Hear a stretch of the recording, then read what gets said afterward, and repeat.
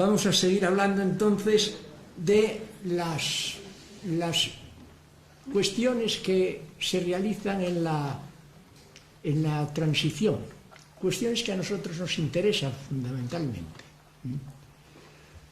Por ejemplo, la corrupción. Hoy día estamos viendo cómo Bárcenas y compañía pues llenan todos los periódicos por todos los sitios y de todas las maneras. Pero no es Bárcenas y compañía, es, en fin, los seres del PSOE en Andalucía, es el llamado caso Urdangarín, es el caso Gürtel con todas las desviaciones que tiene. No hay posibilidad de, digamos, de computar todos los casos de corrupción que existen. ¿Qué pasa entonces?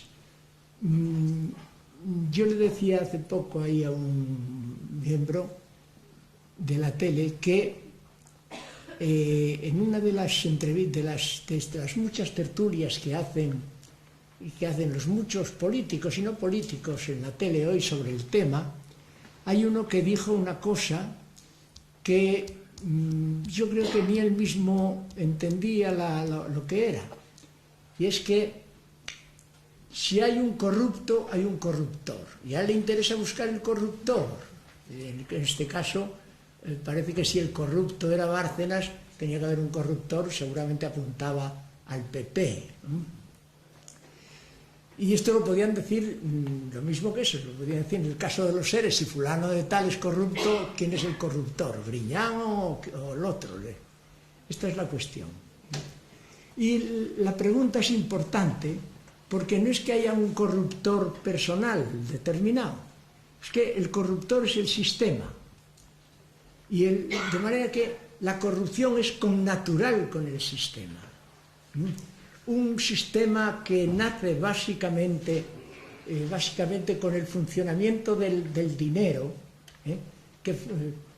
que básicamente de lo que trata es de vencer cualquier resistencia, cualquier convencimiento profundo que uno tuviera, creando una especie de tumba de dignidades de carácter general. Esto que es de nacimiento, porque ahí nace, por eso se hace la transición. Pues si por eso se hace la transición y es básico, esto va a acompañar todo el régimen transitorio. De esta manera, la transición es también un problema importante, porque la transición es un arma política. Es un arma política porque de la corrupción que se hacía en el franquismo casi no se sabía. Hoy inmediatamente, a las pocas horas de que algo sucediera, inmediatamente el asunto con corrupción sale a la luz. Sale a la luz porque hay investigaciones. ¿Por qué? ¿Por qué? Sencillamente porque eso, porque la corrupción es un arma política. Es decir, lo usa el PP contra el PSOE y lo usa el PSOE contra el PP.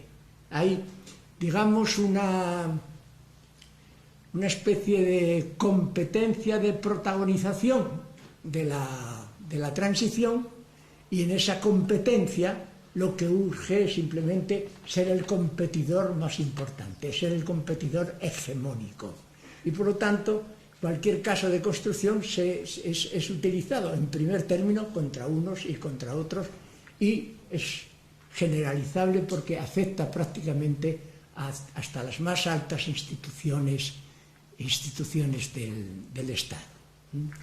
Que esta es la razón de que la corrupción tiene ese carácter, y esa es la dificultad de que cómo atajar esto, si esto pertenece a la naturalidad del régimen en el que vivimos. Bien, nosotros vemos, si cogemos los casos, vemos que prácticamente desde Juan Guerra hasta el caso Gürtel, con todos los implicados en ellos, con Bárcenas, con los seres, etcétera, etcétera, pues pasando por Barrio Nuevo, pasando por Roldán, pasando por de la Rosa, pasando por Colón de Carvajal, en fin, hay una cantidad enorme de implicados y constantemente van saliendo nuevos nombres, porque esto es una cosa, digamos, es como una pelota en una cuesta, boca abajo, cabeza abajo. La verdad es que esto no hay posibilidad de detenerlo. La cosa es así porque es connatural con el régimen, connatural con la propia transición.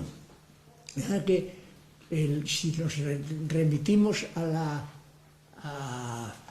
por ejemplo, la corrupción económica, los casos de Macosa, los casos de Filesa, los casos de Interlorce, los casos de Siemens, en fin, una serie de casos que aportaron grandes cantidades al PSOE también.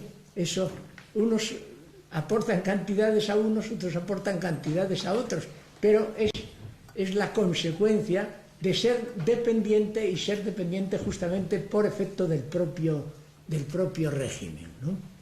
De manera que la cosa es de esta manera respecto a la corrupción. Respecto a lo que podríamos llamar terrorismo de Estado, también es algo que no podemos prescindir de hablar del terrorismo de Estado en la época transitiva o transicionista, como se quiera llamar. Porque un régimen que nace con, digamos, con secretos forzados y obligados y con la necesidad de que estrictamente no se toquen las líneas rojas de tal y de cual, es un régimen que forzosamente se ve obligado al empleo de la fuerza ilegal en cualquier caso, ¿no? Bueno, pues nosotros tenemos, por ejemplo, a propósito de ETA, el caso de los GAL. El caso de los GAL es un caso de terrorismo de Estado muy claro. Los casos de Domínguez y Amedo son el ABC de todo esto.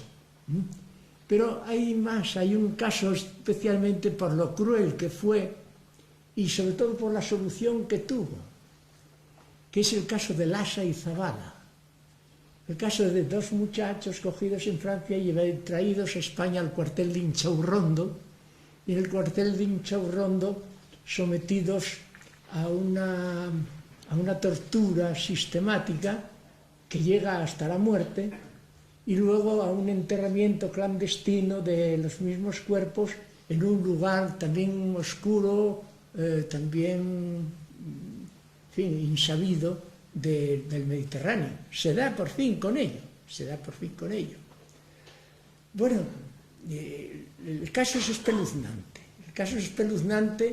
y hay un juez que intervino en todo esto, que es el juez Gómez de Liaño, que fue el que, en fin, a uña de caballo hizo todos los esfuerzos por conocer todos los pormenores del caso, desde su prendimiento hasta su muerte y hasta su enterramiento. Y consiguió que el comandante de Inchaurrondo, que era el entonces coronel Galindo, después ascendido a general, esto es curioso, fuera condenado a 75 años. ¿Qué tenemos de todo esto a posteriormente? Lo digo para juzgar moralmente el régimen. Tenemos que el Gómez de Liaño fue inhabilitado. Le quitaron de juez, por un lado.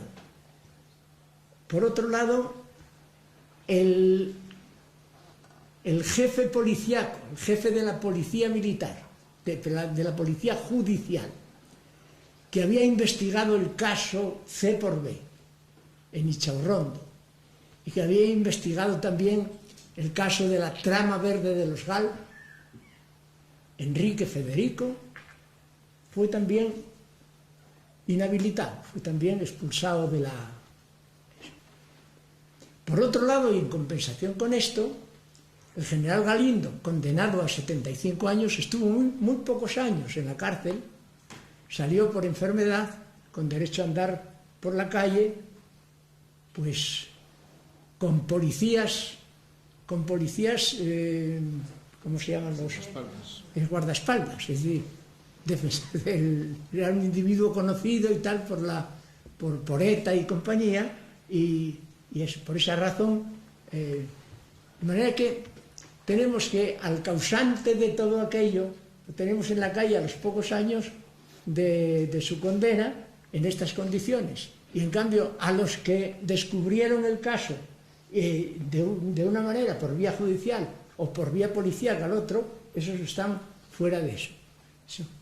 ¿Cómo explicar eso? Pues solamente puede explicarse. Felipe González, cuando nació el caso de los GAL y se lo echaron en cara, decía, bueno, que eso eran cuestiones de las cloacas del Estado. Bueno, si son de las cloacas del Estado, hay aquí dos reconocimientos. Primero, que en el Estado hay cloacas. Segundo, que las cloacas no se mueven por sí solas. Simplemente las cloacas se mueven cuando fuera de las cloacas se les manda a mover en un sentido o en otro. Esta es la razón. Después de los pactos de la Moncloa, las elecciones sindicales eran totalmente boicoteadas. Había menos de un 15% de asistencia a las elecciones sindicales. Estaba en peligro la votación o reconocimiento del Estatuto del Trabajador. Bien, entonces era Martín Villa, ministro del Interior, y Jiménez Parga, ministro del Estado.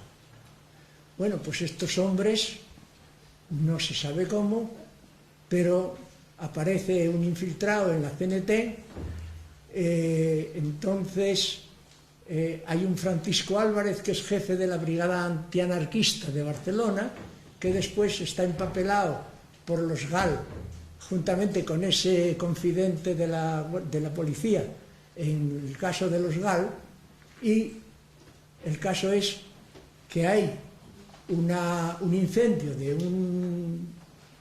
un local llamado El Scala, una sala de fiestas llamado El Scala, tremenda, donde mueren 4 obreros, 4 personas, se echa la culpa a la CNT, cuando el origen es el que acabamos de decir, meten presos incluso jóvenes de la CNT que están años en la cárcel siendo inocentes, y este es otro caso de terrorismo de Estado, claro. Cuando... Ya, yo por eso les pregunté. Voy a terminar enseguida, sí. Lo digo porque yo pregunté antes de eso. ¿Cómo andamos de tiempo? Bien, bien. Me dijeron que podía extenderme, ¿verdad? Sí, sin problema. Bueno, el caso es que respecto a esto del caso Scala, sí, estos muchachos estuvieron en esta situación injustamente y está claramente probado que no fueron ellos. Como no fueron ellos, lo que acabo de decir, ni Delgado ni Granado habían puesto la bomba, porque el propio autor que la puso se descubrió él mismo. Está en Francia, no quiere venir aquí. Bien.